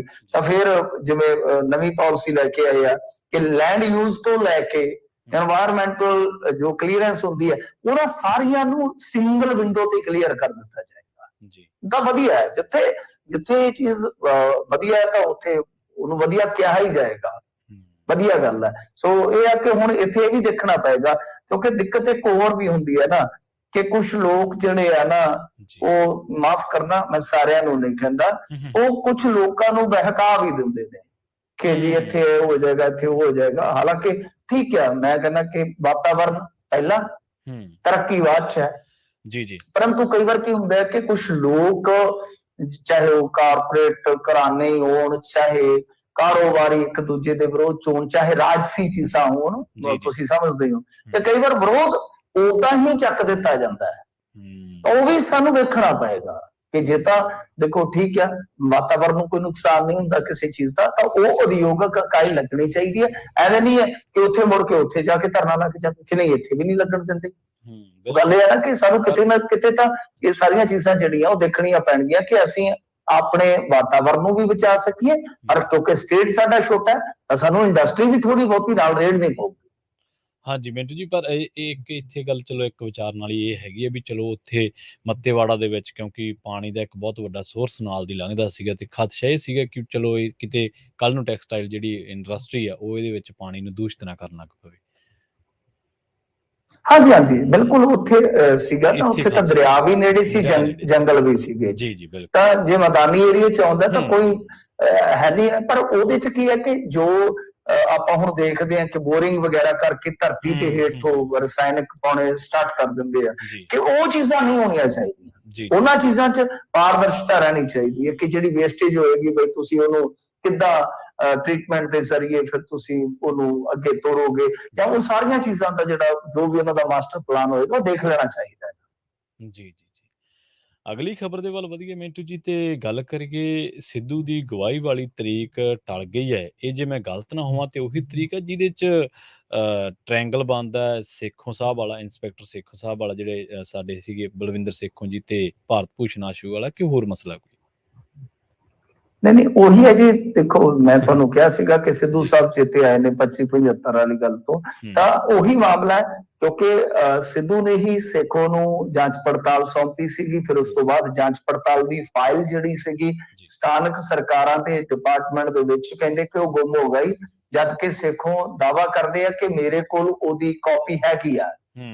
ਤਾਂ ਉਸ ਤੋਂ ਬਾਅਦ ਜਦੋਂ ਉਹਨੂੰ ਬਰਖਾਸਤ ਕਰਵਾ ਦਿੱਤਾ ਗਿਆ ਕਿਉਂਕਿ DSP ਉਸ ਟਾਈਮ ਬੋਲਣੋਂ ਨਹੀਂ ਸੀ ਹਟ ਰਿਹਾ, ਉਹ ਮੁਅੱਤਲੀ ਤੋਂ ਬਾਅਦ, ਤਾਂ ਇਹਨਾਂ ਨੇ ਚੱਕ ਕੇ ਆਪਣੀ ਪਾਵਰ ਯੂਜ਼ ਕਰਕੇ ਉਹਨੂੰ ਕਰਾ ਦਿੱਤਾ ਬਰਖਾਸਤ। ਜਦੋਂ ਬਰਖਾਸਤ ਕਰਾ ਦਿੱਤਾ ਤਾਂ ਉਹ ਆਪਣੀ ਬਰਖਾਸਤਗੀ ਦੇ ਉਲਟ ਕੋਰਟ ਦੇ ਵਿੱਚ ਚਲੇ ਗਿਆ ਕਿ ਦੇਖੋ ਜੀ ਮੈਂ ਤੇ ਆਪਣਾ ਫਰਜ਼ ਨਿਭਾ ਰਿਹਾ ਵਾਂ। ਪਰ ਉਹਦੇ ਚ ਹੁਣ ਤੁਸੀਂ ਦੇਖੋ ਨਾ ਕਿ ਆਰਡਰ ਕੌਣ ਦੇ ਰਿਹਾ ਹੈ, ਤੇ ਉਹ ਜਾਂਚ ਪੜਤਾਲ ਜਿਹਦੇ ਵਿੱਚੋਂ ਇਹ ਰੌਲਾ ਨਿਕਲਿਆ ਸਾਰਾ, ਉਹ ਕਿਹਦੇ ਕੋਲ ਗਈ ਹੈ? ਉਹਦੇ ਚ ਆ ਜਾਏਗਾ ਸਥਾਨਕ ਸਰਕਾਰਾਂ ਦਾ ਮਹਿਕਮਾ, ਤੇ ਮਹਿਕਮਾ ਕਿਹਦੇ ਕੋਲ, ਹੈਡ ਕੌਣ ਹੈ? ਹੈਡ ਨੇ ਸਿੱਧੂ ਸਾਹਿਬ ਉਸ ਵੇਲੇ ਦੇ। ਤਾਂ ਇਹ ਚਲੇ ਗਿਆ ਜੇਲ੍ਹ ਦੇ ਵਿੱਚ, ਸਭ ਨੂੰ ਪਤਾ ਹੀ ਹੈ। ਤਾਂ ਹੁਣ ਇਹਨਾਂ ਨੂੰ ਜਦੋਂ ਹੇਠਲੀ ਅਦਾਲਤ ਨੇ ਬੁਲਾਇਆ, ਇਹ ਆਏ ਨਹੀਂ, ਕਹਿੰਦੇ ਮੇਰੀ ਗਵਾਹੀ ਕੱਟ ਦਿਓ ਜਾਂ ਬਈ ਮੇਰਾ ਸਿਕਿਉਰਿਟੀ ਦਾ ਜਿਹੜਾ ਇਹ ਇੱਕ ਹੈਗਾ ਤੁੜਕੂ ਇਹ ਦੂਰ ਕੀਤਾ ਜਾਵੇ। ਤਾਂ ਫਿਰ ਜਦੋਂ ਕੋਰਟ ਨੇ ਕਿਹਾ ਕਿ ਕੋਈ ਗੱਲ ਨਹੀਂ ਅਸੀਂ ਜੇਲ੍ਹ ਨੂੰ ਲਿਖ ਦਿੰਦੇ ਹਾਂ, ਸੁਪਰਡੈਂਟ ਨੂੰ ਲਿਖ ਦਿੱਤਾ ਗਿਆ, ਤਾਂ ਫਿਰ ਇਹ ਉਤਲੀ ਅਦਾਲਤ ਚ ਚਲੇ ਗਏ ਸਨ, ਯਾਨੀ ਸੈਸ਼ਨ ਕੋਰਟ ਚ। ਸੈਸ਼ਨ ਕੋਰਟ ਨੇ ਹੇਠਲੀ ਕੋਰਟ ਨੂੰ ਕਿਹਾ ਸੀਗਾ ਕਿ ਬਈ ਇੱਕ ਵਾਰੀ ਮਤਲਬ ਜਦ ਤੱਕ ਫਾਈਨਲ ਨਹੀਂ ਹੋ ਜਾਂਦਾ ਹਾਂਜੀ ਤਦ ਤੱਕ ਤੁਸੀਂ ਇਸ ਸੁਣਵਾਈ ਨੂੰ ਟਾਲੋ। ਤਾਂ ਇੱਕ ਵਾਰੀ ਹੁਣ ਇੱਥੋਂ ਹੇਠਲੀ ਅਦਾਲਤ ਦੇ ਵਿੱਚੋਂ 17 ਤੱਕ ਸੁਣਵਾਈ ਟਲ ਗਈ ਆ, ਪਰ ਇਹਨਾਂ ਨੇ ਉਤਲੀ ਅਦਾਲਤ 'ਚ ਜਾ ਕੇ ਆਖਿਆ ਸੀਗਾ ਕਿ ਬਈ ਦੇਖੋ ਜਾਂ ਤਾਂ ਸਾਡੀ ਗਵਾਹੀ ਕੱਟ ਦਿਓ ਤੇ ਜਾਂ ਫਿਰ ਸਾਨੂੰ ਵੀਡੀਓ ਕਾਨਫਰੰਸਿੰਗ ਦੇ ਜ਼ਰੀਏ ਭੁਗਤਾ ਦਿਓ। ਤਾਂ ਅੱਜ ਮੇਰੇ ਖਿਆਲ ਦੇ ਨਾਲ ਹੇਠਲੀ ਅਦਾਲਤ ਨੇ ਆਖਿਆ ਕਿ 17 ਨੂੰ ਵੀਡੀਓ ਕਾਨਫਰੰਸਿੰਗ ਦੇ ਜ਼ਰੀਏ ਭੁਗਤ ਸਕਦੇ। ਤਾਂ ਫਿਰ ਦੇਖਣਾ ਹੋਏਗਾ ਕਿ ਉਹ ਕਿਹਦੇ ਹੱਕ 'ਚ ਜਾਂ ਕਿਹਦੇ ਵਿਰੋਧ ਦੇ ਵਿੱਚ ਗਵਾਹੀ ਦਿੰਦੇ ਆ, ਜੇ ਦਿੰਦੇ ਆ ਤਾਂ। ਜੀ ਜੀ ਜੀ ਅਗਲੀ ਖਬਰ ਦੇ ਵੱਲ ਵਧ ਗਏ ਮਿੰਟੂ ਜੀ, ਤੇ ਗੱਲ ਕਰੀਏ ਰੇਤੇ ਬਜਰੀ ਦੀ। ਸੁਣਨ ਦੇ ਵਿੱਚ ਆ ਰਿਹਾ ਕਿ ਪੰਜਾਬ ਦੇ ਵਿੱਚ ਰੇਤੇ ਬਜਰੀ ਦੀ ਵੀ ਬਲੈਕ ਹੋਣ ਲੱਗ ਪਈ। ਹਾਂਜੀ, ਗੱਲ ਇਹ ਆ ਕਿ ਦੇਖੋ ਇਹ ਜਿਹੜੀ ਇਸ ਟਾਈਮ ਬਲੈਕ ਚੱਲ ਰਹੀ ਆ, ਇਸ ਟਾਈਮ ਜੋ ਮਤਲਬ ਕਿ ਦੇਖਦੇ ਪਏ ਆਪਾਂ, ਬਲੈਕ ਇਦਾਂ ਨਹੀਂ ਹੈ। ਸਾਡੇ ਇੱਥੇ ਜਿਹੜੀ ਹੈ ਉਹ ਸਾਰਾ ਕੁਝ ਤਾਂ ਠੀਕ ਆ ਕਿ ਇੱਥੇ ਹੈਗਾ ਹੀ ਆ, ਮਾਈਨਿੰਗ ਦੀ ਸਮੱਸਿਆ ਹੈਗੀ ਆ, ਉਹਦੇ ਤੇ ਕੰਟਰੋਲ ਵੀ ਹੋਇਆ ਕੁਛ ਹੱਦ ਤੱਕ, ਪਰ ਕੁਛ ਹੱਦ ਤੱਕ ਤੁਹਾਨੂੰ ਪਤਾ ਹੀ ਹੈ ਕਿ ਚੀਜ਼ਾਂ ਜਿਹੜੀਆਂ ਉਹ ਦਾਅਵਿਆਂ ਤੋਂ ਉਲਟ ਵੀ ਚਲੇ ਜਾਂਦੀਆਂ ਨੇ ਬਕਾਇਦਾ। ਤਾਂ ਉਹਦੀਆਂ ਫੋਟੋ ਵਗੈਰਾ, ਵੀਡੀਓ ਵਗੈਰਾ ਸਾਰੀਆਂ ਚੱਲਦੀਆਂ ਰਹਿੰਦੀਆਂ। ਪਰ ਇਹ ਗੱਲ ਇੱਕ ਨਵੀਂ ਨਿਕਲ ਕੇ ਆ ਰਹੀ ਆ। ਇਹ ਨਵੀਂ ਗੱਲ ਇਹੋ ਨਿਕਲ ਕੇ ਆ ਰਹੀ ਆ ਕਿ ਜੋ ਕਮਾਲ ਦੀ ਗੱਲ ਹੈ ਕਿ ਜੰਮੂ ਕਸ਼ਮੀਰ ਚੋਂ ਰੇਤਾ ਬਜਰੀ ਆ ਰਿਹਾ ਉਰੇ। ਤਾਂ ਮੇਰੇ ਖਿਆਲ ਦੇ ਨਾਲ ਪਠਾਨਕੋਟ ਏਰੀਆ ਦੇ ਵਿੱਚ ਇਹ ਜਿਹੜਾ ਸਾਰਾ ਕੁਝ ਫੜਿਆ ਗਿਆ, ਉਹ ਕਮਾਲ ਉਹਦੇ ਵਿੱਚ ਇਹ ਹੋਈ ਪਈ ਸੀ ਕਿ ਜਿਵੇਂ ਕਰਿਆਨਾ ਨਹੀਂ ਹੈ ਬੰਨ ਕੇ ਲਿਆਉਂਦੇ ਆ ਤਰਪਾਲ ਵਗੈਰਾ ਪਾ ਕੇ, ਉਦਾਂ ਲਿਆਂਦਾ ਜਾ ਰਿਹਾ ਸੀਗਾ। ਤਾਂ ਡੀਸੀ ਨੇ ਕਾਫੀ ਮੁਸ਼ੱਕਤ ਤੋਂ ਬਾਅਦ, ਕਾਫੀ ਮਿਹਨਤ ਤੋਂ ਬਾਅਦ ਉਹ ਟਰੱਕ ਗ੍ਰਿਫਤਾਰ ਕਰਦਾ ਹੈ। ਵੱਡੀ ਗੱਲ, ਹਾਲਾਂਕਿ ਉਹਨਾਂ ਨੂੰ ਸਾਈਡ ਮਾਰੀ ਗਈ ਰਾਤ 1 ਵਜੇ। ਤੁਸੀਂ ਦੇਖੋ ਤਾਂ ਇਹ ਕਮਾਲ ਵਾਲੀ ਗੱਲ ਹੈ। ਦੇਖੋ 9 ਰੁਪਏ ਫੁੱਟ ਦੀ ਕਦੇ ਦਾਵਾ ਹੋਇਆ ਕਿ ਚੰਨੀ ਨੇ ਆਖਿਆ ਇੰਨੇ ਰੁਪਏ ਕਰ ਦਿਆਂਗੇ, ਇਹਨਾਂ ਨੇ ਕਿਹਾ ਕਿ ਸਸਤੀ ਕਰ ਦਿਆਂਗੇ, ਪਰ ਰੇਤ ਜਿਹੜੀ ਹੈ ਕੁਝ ਸ਼ਹਿਰਾਂ 'ਚ 70 ਰੁਪਏ ਤੱਕ ਪਹੁੰਚੀ ਪਈ ਹੈ। ਤੁਸੀਂ ਹਿਸਾਬ ਲਾ ਲਓ। ਤਾਂ ਹੁਣ ਆ ਇੱਕ ਨਵਾਂ ਆਪਾਂ ਦੇਖਿਆ ਸੀ ਕਿ ਨਸ਼ਾ ਤੇ ਇੱਥੇ ਆ ਰਿਹਾ ਸੀ ਬਲੈਕ ਹੋ ਕੇ, ਹੁਣ ਰੇਤਾ ਬਜਰੀ ਬਾਹਰੋਂ ਆ ਕੇ ਬਲੈਕ ਹੋਣੀ ਸਟਾਰਟ ਹੋ ਗਈ ਹੈ। ਤਾਂ ਦੇਖਣਾ ਪਏਗਾ ਆਮ ਆਦਮੀ ਪਾਰਟੀ ਨੂੰ, ਇਹ ਇੱਕ ਤਰ੍ਹਾਂ ਨਾਲ ਕਹਿ ਲਓ ਕਿ ਡਬਲ ਚੈਲੰਜ ਫੇਸ ਕਰਨਾ ਪਏਗਾ। ਇੱਕ ਤਾਂ ਤੁਹਾਨੂੰ ਮਾਈਨਿੰਗ ਰੋਕਣੀ ਪਏਗੀ ਇਲੀਗਲ, ਉਹ ਦੁਬਾਰਾ ਰਹੇਗਾ ਹੀ ਰਹੇਗਾ ਤੁਹਾਡੇ ਤੇ। ਸੈਕੰਡ ਚੀਜ਼ ਕੀ ਹੈ ਕਿ ਮਾਰਕੀਟ ਦੇ ਵਿੱਚ ਥੋੜ ਨਾ ਪੈਦਾ ਹੋਵੇ। ਮਾਰਕੀਟ ਦੇ ਵਿੱਚ ਮਹਿੰਗਾਈ ਤੋਂ ਇਲਾਵਾ ਜੇ ਕਿੱਲਤ ਪੈਦਾ ਹੁੰਦੀ, ਡਿਮਾਂਡ ਐਂਡ ਸਪਲਾਈ ਦਾ ਫੰਡਾ ਹੈ ਨਾ ਸਾਰਾ, ਤਾਂ ਫਿਰ ਆ ਜਿਹੜਾ ਹੁਣ ਦੇਖਿਆ ਤਾਂ ਚਲੋ ਡੀਸੀ ਦੀ ਬਹਾਦਰੀ ਹੈ, ਬਹੁਤ ਵਧੀਆ ਕੰਮ ਕੀਤਾ ਉਹਨਾਂ ਨੇ। ਮੈਂ ਤਾਂ ਕਹੂੰਗਾ ਕਿ ਸ਼ਾਬਾਸ਼ੀ ਦੇਣੀ ਚਾਹੀਦੀ ਹੈ, ਸਰਕਾਰ ਨੂੰ ਐਪਰੀਸ਼ੀਏਟ ਕਰਨਾ ਚਾਹੀਦਾ, ਕਿਉਂਕਿ ਜਿਹੜੇ ਇਸ ਤਰ੍ਹਾਂ ਦੇ ਪ੍ਰਸ਼ਾਸਕੀ ਅਧਿਕਾਰੀ ਆ ਜੋ ਕੰਮ ਕਰਨ ਤੇ ਬਹੁਤ ਵਧੀਆ, ਦੂਜਿਆਂ ਨੂੰ ਵੀ ਚਲੋ ਥੋੜੀ ਬਹੁਤੀ ਨਸੀਹਤ ਮਿਲਦੀ ਹੈ, ਥੋੜੀ ਬਹੁਤੀ ਹਾਲਾਸ਼ੇਰੀ ਮਿਲਦੀ ਹੈ। ਜਿਸ ਤਰ੍ਹਾਂ ਇਹਨਾਂ ਨੇ ਕਾਬੂ ਕੀਤਾ ਡਿਪਟੀ ਕਮਿਸ਼ਨਰ ਹਰਬੀਰ ਸਿੰਘ ਹੋਰਾਂ ਨੇ, ਫਿਰ ਦੂਜੇ ਵੀ ਯਤਨ ਕਰਦੇ ਆ। ਤਾਂ ਡਬਲ ਚੈਲੰਜ ਹੈ ਆਮ ਆਦਮੀ ਪਾਰਟੀ ਦੀ ਸਰਕਾਰ ਅੱਗੇ ਕਿ ਬਈ ਨਾ ਸਿਰਫ ਤੁਹਾਨੂੰ ਇਲੀਗਲ ਮਾਈਨਿੰਗ ਰੋਕਣੀ ਪਵੇਗੀ, ਬਲਕਿ ਮਾਰਕੀਟ ਦੇ ਹਿਸਾਬ ਨਾਲ ਸਪਲਾਈ ਵੀ ਦੇਣੀ ਪਵੇਗੀ, ਤੇ ਉਹਦੇ ਰੇਟ ਵੀ ਤੁਹਾਨੂੰ ਜਿਹੜੇ ਉਹ ਹੇਠਾਂ ਸੀਮਿਤ ਰੱਖਣੇ ਪੈਣਗੇ। ਜੀ ਜੀ, ਅਗਲੀ ਖਬਰ ਦੇ ਵੱਲ ਵਧੀਆ ਮਿੰਟੂ ਜੀ, ਤੇ ਗੱਲ ਕਰੀਏ ਫਰਜ਼ੀ ਮੁਕਾਬਲਿਆਂ ਦੀ। 2 ਦੋਸ਼ੀ ਪੁਲਿਸ ਵਾਲਿਆਂ ਨੂੰ ਹੁਣ ਉਮਰ ਕੈਦ ਹੋਈ ਹੈ ਕਿਸੇ ਫਰਜ਼ੀ ਮੁਕਾਬਲੇ ਦੇ ਮਾਮਲੇ ਦੇ ਵਿੱਚ। ਹਾਂਜੀ, ਦੇਖੋ ਇਹ ਜਿਹੜਾ ਫੇਕ ਇਨਕਾਊਂਟਰ ਆ, ਕਾਫੀ ਪੁਰਾਣਾ ਫੇਕ ਇਨਕਾਊਂਟਰ ਆ, 30 ਸਾਲ ਪੁਰਾਣਾ, ਗੁਰਦਾਸਪੁਰ ਜ਼ਿਲ੍ਹੇ ਦੇ ਨਾਲ ਜੁੜਿਆ ਹੋਇਆ। ਤਾਂ ਇਹਦੇ ਚ ਕੀ ਹੈ ਕਿ ਬੱਸ ਚੋਂ ਕੱਢ ਕੇ ਮਾਰੇ ਗਏ ਸਨ 2 ਵਿਅਕਤੀ। ਇਹਨਾਂ ਨੇ ਬੱਸ ਦੇ ਵਿੱਚੋਂ ਕੱਢ ਲਏ, ਬੱਸ ਚੋਂ ਆਈ ਜਾਂਦੇ ਸੀਗੇ, ਦੂਜੇ ਜੀਵ ਵੀ ਆਉਣਗੇ ਨਾਲ, ਜਾਂ ਹੋਰ ਜਿਵੇਂ ਆਂਢ ਗੁਆਂਢ ਪਿੰਡਾਂ ਦੇ ਹੁੰਦੇ ਜਾਂ ਆਪਣੇ ਪਿੰਡ ਦੇ ਹੁੰਦੇ ਆ। ਤਾਂ ਉਹ ਬੱਸ ਦੇ ਵਿੱਚੋਂ 2 ਜਾਣੇ ਉਤਾਰੇ ਗਏ, ਤਾਂ ਦੋਨਾਂ ਨੂੰ ਫਿਰ ਲਿਜਾ ਕੇ ਤੇ ਫੇਕ ਇਨਕਾਊਂਟਰ ਦੇ ਵਿੱਚ ਮਾਰ ਦਿੱਤਾ ਗਿਆ ਸੀਗਾ। ਇੱਥੋਂ ਤੱਕ ਕਿ ਲਾਸ਼ਾਂ ਵੀ ਜਿਹੜੀਆਂ ਉਹ ਨਹੀਂ ਸੀਗੀਆਂ ਦਿੱਤੀਆਂ ਗਈਆਂ। ਤਾਂ ਪਰਿਵਾਰ ਨੇ ਲੰਬੀ ਜਦੋਜਹਿਦ ਕੀਤੀ, ਲੰਬੀ ਲੜਾਈ ਲੜੀ, ਅਖੀਰ ਹੁਣ 2 ਪੁਲਿਸ ਅਧਿਕਾਰੀਆਂ ਨੂੰ ਉਮਰ ਕੈਦ ਹੋ ਗਈ ਆ। ਤਾਂ ਇਹ ਅਲਾਵਲਪੁਰ ਪਿੰਡ ਸੀ, ਅਲਾਵਲਪੁਰ ਕਲਾਨੂਰ। ਇਹ ਇੱਥੋਂ ਮਤਲਬ ਕਿ ਇਹ ਪਿੰਡ ਭੋਮਾ ਤੋਂ ਵਾਪਸ ਆ ਰਹੇ ਸੀ ਜਦੋਂ ਇਹਨਾਂ ਨੂੰ ਬੱਸ ਦੇ ਵਿੱਚ ਉਤਾਰਿਆ ਗਿਆ। ਇਹਦੇ ਵਿੱਚ ਇੱਕ ਸੀਗਾ ਸ਼ਾਇਦ ਬਲਵਿੰਦਰ ਸਿੰਘ ਲਾਟੂ, ਤੇ ਇੱਕ ਸ਼ਾਇਦ ਬਲਜਿੰਦਰ ਸਿੰਘ ਲਾਟੂ, ਤੇ ਇੱਕ ਬਲਵਿੰਦਰ ਸਿੰਘ ਨਾਂ ਦਾ ਨੌਜਵਾਨ ਸੀਗਾ ਜਿਨ੍ਹਾਂ ਨੂੰ ਮਾਰਿਆ ਗਿਆ ਸੀ ਉਸ ਟਾਈਮ। ਤਾਂ ਵੈਸੇ ਜੇ ਤੁਸੀਂ ਦੇਖੋਗੇ ਤੇ ਇਹ ਇਸ ਮਾਮਲੇ ਦੇ ਵਿੱਚ ਇੱਕ ਬੜੀ ਕਹਿ ਲਓ ਕਿ ਵੇਖਣ ਵਾਲੀ ਗੱਲ ਆ ਕਿ ਆਮ ਤੌਰ ਤੇ ਆਪਾਂ ਦੇਖਦੇ ਹਾਂ ਕਿ ਇਸ ਤਰ੍ਹਾਂ ਦੇ ਜਿਹੜੇ ਫੇਕ ਇਨਕਾਊਂਟਰ ਹੁਣ ਸਜ਼ਾਵਾਂ ਤੱਕ ਪਹੁੰਚ ਰਹੇ ਨੇ, ਤਾਂ ਉਹਦੇ ਵਿੱਚ ਸਜ਼ਾ ਜਿਹੜੀ ਉਹ 5 ਜਾਂ 10 ਸਾਲ ਦੀ ਹੁੰਦੀ ਹੈ। ਸਜ਼ਾ 5 ਜਾਂ 10 ਸਾਲ ਦੀ ਹੁੰਦੀ ਆ, ਤਾਂ ਇੱਥੇ ਮਤਲਬ ਉਮਰ ਕੈਦ ਆ। ਤਾਂ ਇਹ ਕਿਤੇ ਨਾ ਕਿਤੇ ਵੇਖਣ ਵਾਲੀ ਗੱਲ ਹੈ, ਕਿਉਂਕਿ ਆਮ ਤੌਰ ਤੇ ਕੇਸਾਂ 'ਚ ਕਿਹਾ ਜਾਂਦਾ ਹੈ ਜੀ ਅਗਵਾ ਦਾ ਮਾਮਲਾ ਤਾਂ ਬਣ ਜਾਂਦਾ ਹੈ, ਕਿ ਬੰਦਾ ਚੱਕਿਆ ਉਹਦਾ ਗਵਾਹ ਹੈਗਾ, ਪਰ ਕਿੱਥੇ ਮਾਰਿਆ, ਲਾਸ਼ ਕਿੱਥੇ ਗਈ, ਕਾਹਦੇ ਨਾਲ ਮਾਰਿਆ, ਉਹ ਸਾਰੀਆਂ ਚੀਜ਼ਾਂ ਸਾਬਤ ਨਹੀਂ ਹੋ ਪੈਂਦੀਆਂ ਤੇ ਇਸ ਕਰਕੇ ਅਗਵਾ ਦੇ ਮਾਮਲੇ ਦੇ ਵਿੱਚ ਹੀ ਸਜ਼ਾ ਹੁੰਦੀ ਹੈ। ਪਰ ਇੱਥੇ ਉਮਰ ਕੈਦ ਹੋਈ ਹੈ ਇਸ ਮਾਮਲੇ ਦੇ ਵਿੱਚ, ਇਹਨੂੰ ਆਪਾਂ ਗਿਣ ਸਕਦੇ ਹਾਂ ਕਿ ਇਹ ਵਿਰਲਿਆਂ ਮਾਮਲਿਆਂ ਦੇ ਵਿੱਚੋਂ ਇੱਕ ਆ ਜੀ। ਪੀਜੀਆਈ ਦੇ ਵਿੱਚ ਮਿੰਟੂ ਜੀ ਸੁਣਨ ਦੇ ਵਿੱਚ ਆ ਰਿਹਾ 5 ਮਰੀਜ਼ਾਂ ਦੀ ਮੌਤ ਹੋ ਗਈ ਤੇ ਹੁਣ ਕਿਸੇ ਇੰਜੈਕਸ਼ਨ ਤੇ ਸ਼ੱਕ ਪ੍ਰਗਟਾਇਆ ਜਾ ਰਿਹਾ। ਦੇਖੋ, ਆਮ ਤੌਰ ਤੇ ਪੀਜੀਆਈ ਦੇ ਵਿੱਚ ਇਦਾਂ ਦੀਆਂ ਖਬਰਾਂ ਤੁਹਾਨੂੰ ਸੁਣਨ ਨੂੰ ਨਹੀਂ ਮਿਲਦੀਆਂ ਜੀ ਜੀ, ਜ਼ਿਆਦਾਤਰ ਲਾਪਰਵਾਹੀ ਵਾਲੀਆਂ, ਪਰ ਇਹ ਇੱਕ ਬਹੁਤ ਵੱਡਾ ਮਸਲਾ ਹੈ ਜਿਹੜਾ ਉਹ ਸੁਪਰੀਮ ਜੇ ਆਪਾਂ ਦੇਖੀਏ ਪੀਜੀਆਈ ਵਾਸਤੇ ਤਾਂ ਬਹੁਤ ਵੱਡਾ ਮਸਲਾ ਹੈ, ਕਿਉਂਕਿ ਉੱਥੇ 5 ਮਰੀਜ਼ ਜਿਹੜੇ ਆ ਉਹ ਮਰ ਗਏ ਔਰ 5 ਦੀ ਹੀ ਸਰਜਰੀ ਹੋਣੀ ਸੀ, ਜਿਹੜੀ ਕਾਮਨ ਗੱਲ ਆ, ਤੇ 5 ਨੂੰ ਹੀ ਬੇਹੋਸ਼ੀ ਦਾ ਇੰਜੈਕਸ਼ਨ ਦਿੱਤਾ ਗਿਆ ਸੀਗਾ। ਹੁਣ ਉਸ ਇੰਜੈਕਸ਼ਨ ਤੇ ਸ਼ੱਕ ਜ਼ਰੂਰ ਜਤਾਇਆ ਜਾ ਰਿਹਾ, ਜਿਹਨੂੰ ਪ੍ਰੋਪੋਫੋਲ ਕਹਿੰਦੇ ਨੇ ਸ਼ਾਇਦ, ਕਿ ਉਹ ਟੀਕਾ ਲੱਗਿਆ ਸੀ। ਹਾਲਾਂਕਿ ਚੰਡੀਗੜ੍ਹ ਦੇ ਵਿੱਚ ਜਿੰਨਾ ਸਟਾਕ ਪਿਆ ਸੀਗਾ ਉਸ ਟੀਕੇ ਦਾ, ਉਹ ਸਾਰਾ ਹੀ ਇਹਨਾਂ ਨੇ ਸੀਲ ਕਰ ਦਿੱਤਾ ਜੀ, ਕਮੇਟੀ ਵੀ ਬਿਠਾ ਦਿੱਤੀ, ਕਿਉਂਕਿ ਪੀਜੀਆਈ ਦਾ ਇਹੀ ਕੰਮ ਹੈ ਨਾ, ਜੇ ਤੁਸੀਂ ਉੱਥੇ ਕੁਝ ਇਸ ਤਰ੍ਹਾਂ ਦੀ ਲਾਪਰਵਾਹੀ ਕਰ ਦਿੱਤੀ ਜਾਂ ਇਸ ਤਰ੍ਹਾਂ ਦੀ ਕੋਈ ਗਲਤੀ ਹੋ ਗਈ ਜਾਣੇ ਅਣਜਾਣੇ ਚ, ਤਾਂ ਉੱਥੇ ਬਹੁਤ ਜਲਦੀ ਐਕਸ਼ਨ ਹੋ ਜਾਂਦਾ ਹੈ।